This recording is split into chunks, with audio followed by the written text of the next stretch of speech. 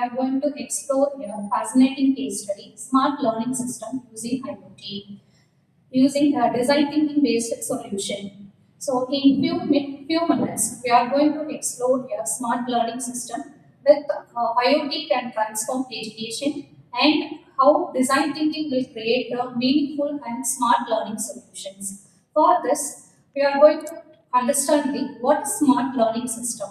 Can you explain about smart learning system?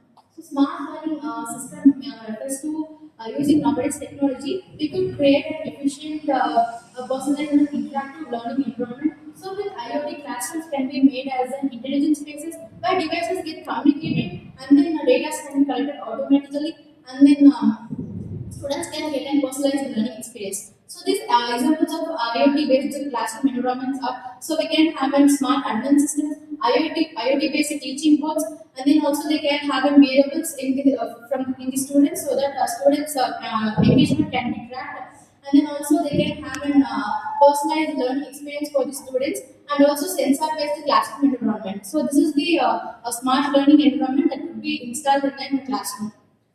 So now we actually need to know why IoTs are required in a classroom. So basically, IoT helps in solving a lot of problems that is faced in the traditional classroom. For example, manual attendance taken by the teachers take a long period of time, and there's a wastage of time. And secondly, it is also said that. Sorry.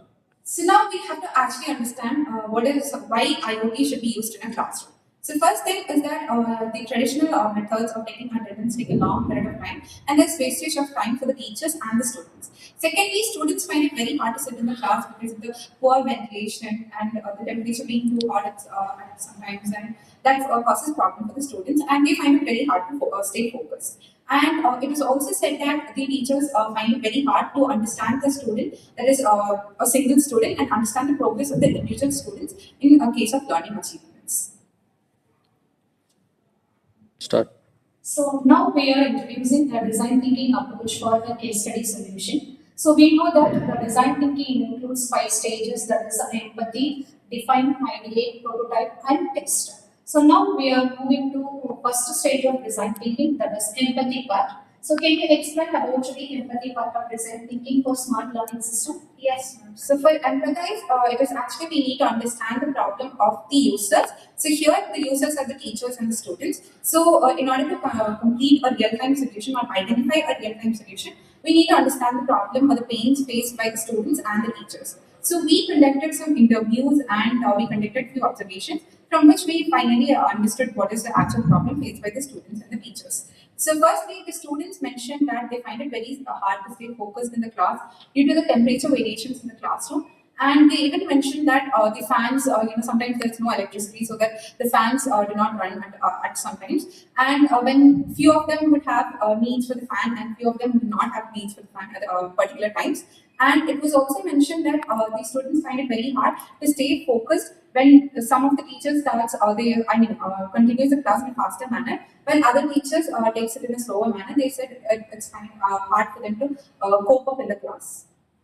So when we asked the teachers about it, the teachers mentioned that manually taking attendance consumes time and actually reduces the class time. And the next problem they mentioned is that they were not aware which students were lacking, and they just get to know it when the exams come. And they also requested for data that gives the information about the students' engagement. So next comes the define part. So after understanding taking all the observation and when we observe all the users' needs from the empathy part, we could create a problem statement for this problem. So the problem statement is how can we create an IoT-based classroom that could enhance comfort and also increases the students' performance and engagement, and also supports teachers with real-time insights. So from this problem statement, we could give an focused and smart solution in the ideate part. So the ideate stage, we brainstormed ideas, and some of these ideas were taken to the prototype part. So some of these ideas include smart attendance system, which uses NFID and face recognition to record the attendance, and smart wearables, which is wristbands, which actually records the user's attention levels, students' attention levels. And then smart boards through which the teachers can show contents that students can use for education, and environmental monitoring, which uses IoT sensors, which records the room's temperature and brightness to turn on the fan and levels of AC and brightness of the light. So from this ideate stage, can you give some suggestion for prototyping stage? Yes, ma'am. The prototype includes the temperature and humidity of sensor. Next, a smart lighting with auto tape RFID for temperatures. Next, a smart IoT dashboarding follows the classroom environment. Then, students' focus indicator, a mock wearable that stimulate the engagement level.